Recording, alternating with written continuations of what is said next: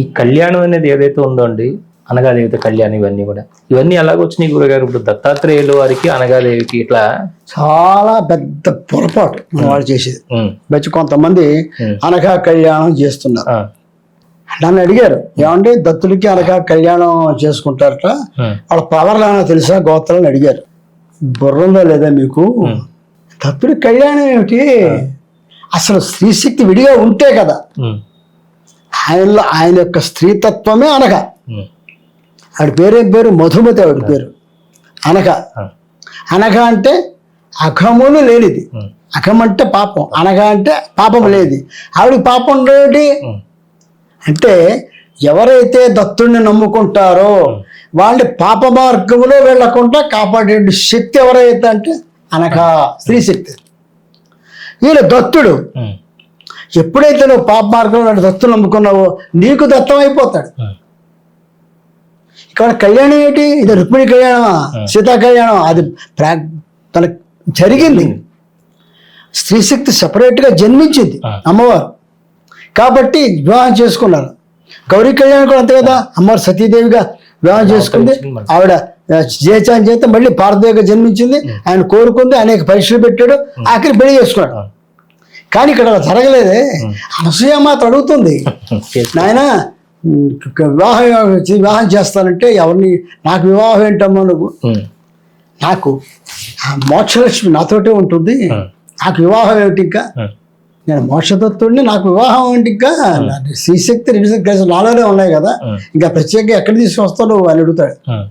కాబట్టి దత్తుడి కళ్యాణం అంటే అనగా రూపం లేదు అసలు. సరే తర్వాత అనగా రూపం అని చెప్పేసి పెడుతున్నారు, చేస్తున్నారు, అందరూ మంచిదే, నాకు కాదు శ్రీశక్తి చూస్తారు. కానీ ఆమె త్రిశక్తి. ఈయన త్రిమూర్తి స్వరూపం, త్రిమాత కదా ఆవిడ, త్రిశక్తి స్వరూపినాడు. అంటే మహాలక్ష్మి, మహాకాళి, మహాసరస్వతి ఈ ముగ్గురికి అతీతమైన రూపం అంటే చెప్పి లలిత త్రిపుర సుందరి. శ్రీ రూపంలో లలిత, పురుష రూపంలో దత్తాత్రేయుడు, శ్రీ రూపంలో అనగా మధుమతి, దత్తాత్రేయుడు, శ్రీ రూపంలో లలిత త్రిపుర సుందరి ఆయన సదాశివుడు, శ్రీ రూపంలో ఆయన ఆవిడ పద్మావతి, ఆయన వెంకటేశ్వరుడు, శ్రీ రూపంలో ఆయన మహాలక్ష్మి, ఆయన శ్రీహరి, శ్రీ రూపంలో మహాకాళి, ఆయన మహాకాళుడు. ఏముందో తేడా, అభేద రూపాలు అవన్నీ కూడా. వాళ్ళందరికీ కళ్యాణం ఉందంటే ఉంది, కానీ దత్తుడికి కళ్యాణం లేదు. కారణం ఏంటంటే ఎక్కడ వివాహం జరిగింటే ఎక్కడ మనకి ఉండదు. ఆయన జన్మత రెండు రూపంలో కలిసిన మూర్తి. ఏమంటే ఏకమేవ అద్వితీయం కదా, అది ఏకస్వరూపం. ఏకంలోనే ద్వైతాన్ని చూపించాడు. అందువల్ల ఇంకా వివాహం ఏంటి? తప్పు చేస్తున్నారు. ఎక్కడా లేదు, ఏ శాస్త్రంలో లేదు. కానీ అన్ని కళ్యాణాలు చేసేస్తున్నారు, హోమాలు చేసినట్టే. రకరకాల హోమాలు వచ్చేస్తున్నాయి. ఒక శ్లోకంగా స్వాహానితో హోమం అయిపోయినట్టే రకరకాల హోమాలు జరిగిపోతున్నాయి. ఇంగ్లీష్ పోయిట్తో కూడా హోమాలు చేసేయచ్చు, తప్పే ఉంది. అవే ఇవన్నీ కూడా కల్పితారు.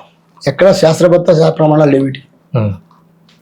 అంటే ఇన్ని దత్తక్షేత్రాల్లో రకరకాల రూపాల్లో దత్తాత్రేయుడు ప్రకటితమయ్యాడు కదా గురుగారు. ఎక్కడ దత్తక్షేత్రాలన్నిటిలో అన్ని చోట్ల దత్తుడే ఉంటాడు. దత్తక్షేత్రం అంటే రకరకాల రూపాలు, అంటే ఒక్కొక్క చోట ఒక్కొక్క అవతారానికి ఒక విశిష్టత అలా ఏదన్నా ఎక్కడా లేదండి, ఎక్కడా లేదు. అన్ని చోట్ల దత్తుడు అంటే త్రిముఖంగానే ఏకముఖంగానే ఉంటుంది. ఎక్కడైనా సరే సాధారణ పాదుకలు ఉంటాయి, రూపంగా త్రిముఖంగాని. సాధారణంగా దత్తక్షేత్రాలు ఉండని పాదుకలు ఉంటాయి.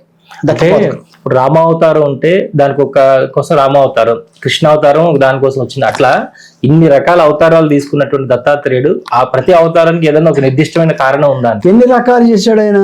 అప్పుడు మన షిరిడి సాయి, మాణిక్ ప్రభు ఇవన్నీ చెప్తుంటారు కదండి మీరంతా కూడా. అవన్నీ అంశాలు. ఇక్కడ ఏంటి విశేషం ఏంటంటే దత్తస్వామి రాముడు ఆయనేగా, కృష్ణుడు ఆయనేగా, నరసింహస్వామి ఆయనేగా. ఆ విషయం ఎక్కడ చెప్తాడు? ప్రహ్లాదుడు చెప్తాడు, స్వామి మీరెవరు, ఏమిటిది ఇక్కడ, ఇది ఎలా ఉన్నారు, ఇక్కడ ఇసుకలో నర్మదా తీరంలో ఇంత మంటల్లో పడుకుందో ఎవరు మీరంటే, ఒరే నన్నే గుర్తించలేదురా నువ్వు, నీ కోసం ఒక అవతారం ధరించాను కదరా అని చెప్తాడు. ఆయన శ్రీహరి దశరథుడు వరం ఇస్తాడు, నీ వయసులో జన్మిస్తాను అని. యదు మహారాజు 24 గురుల గురించి చెప్పి ఆయన బాధపడుతూ ఉంటే, నేను తప్పు చేశాను, శాపగ్రస్త కుటుంబం అంటే ఏం పర్వాలేదు, నీ కుటుంబంలో నేను జన్మిస్తాను, నీ వంశంలో అని శ్రీకృష్ణుడు జన్మిస్తాడు. ఆయన అన్ని అవతారాలు ఆయనవే, ఆయన రూపంలో ఆయన ఒక రూపమా. అయితే మన ప్రత్యక్షంగా మనకి మానవ రూపంలో వచ్చేది 3 స్వయంభూ అవతారాలు. స్వయం దత్తుడు దిగి వచ్చిన అవతారం శ్రీపాద శ్రీవల్లభుడు. తదుపరి నృసింహ సరస్వతి ఇందులో. అది పరిణామ క్రమములో ఆయనే అదే శరీరముతో 400 అంటే 1459లో అంతర్ధానం ఆయన గుప్తం అయిపోయిన తర్వాత మళ్ళీ 1756లో బయటకు వచ్చారు. అంటే 300 సంవత్సరాలు కదలీవనంలో ఆయన అక్కడ తపస్సు చేశారు. అక్కడ ఇంకెక్కడికైనా ఏ లోకంలో ఉన్నా మనకు తెలియదు. కానీ 1756లో మళ్ళీ బయటకు వచ్చి యావత్ భారతదేశాన్ని కూడా ఆయన 3 సంవత్సరాల పాటు తిరిగి హైదరాబాద్ కూడా వచ్చారు. సరూర్ నగర్లో మామిడి తోట త్రిమూర్తి దేవాలయం కదా, అక్కడ పెద్ద తోట ఉంది. ఆ తోటలో తపస్సు చేశాడు స్వామి సమర్థుడు. మళ్ళీ 1856లో 55లో ఆ ప్రాంతంలో ప్రజ్ఞాపూర్లో అంటే అక్కలకోటలో ప్రకటితమయ్యారు బాహ్యానికి.